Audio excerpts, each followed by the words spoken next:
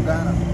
I'm a proud church member of Calvary Grace Charismatic Church in Kumasi, Atusu, Ahensan.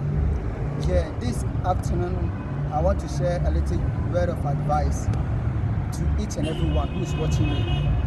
I've taken my scripture from Isaiah 60:22, and then I've entitled it Your Set Time. Your Set Time. When you read the Isaiah 60:22, it says, the small shall become 1,000, the little one a mighty nation. I, the Lord, will hasten it at a due time. Let me tell you one thing this afternoon, that it doesn't matter what you are going through. It doesn't matter the obstacles that you are facing. I knew nowadays, our generation, in our 21st century, what you are going through is hard. But if you wait for God's time, everything will work out for good and perfect for you. I've studied something from this scripture, that in our own life, in our youth, we the youth, or in our 21st century, we have said that no, we have our own set time for ourselves, which is not include, or which is not part of God's plan or God's set time.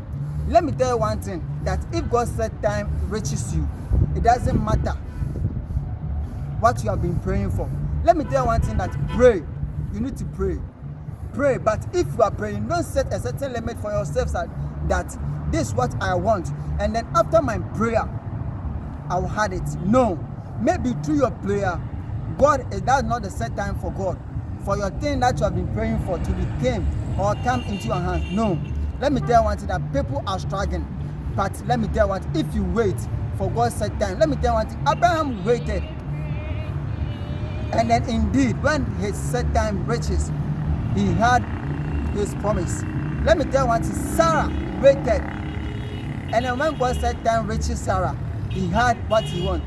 Let me tell you one thing, that the woman who is called Hannah, he was buried without, he don't have a womb to give birth.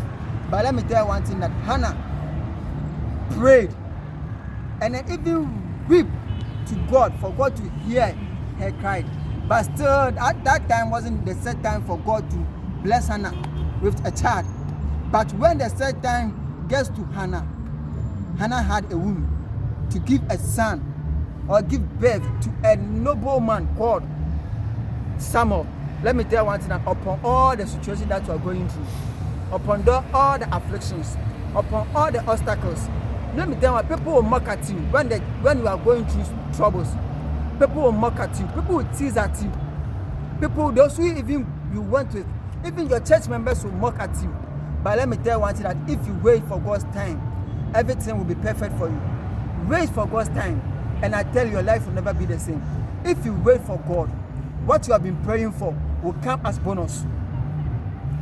And then let me tell you one thing, that maybe what thing that you are praying for, that's not God. God needs that if He gave it to you, you will not live on this earth for long.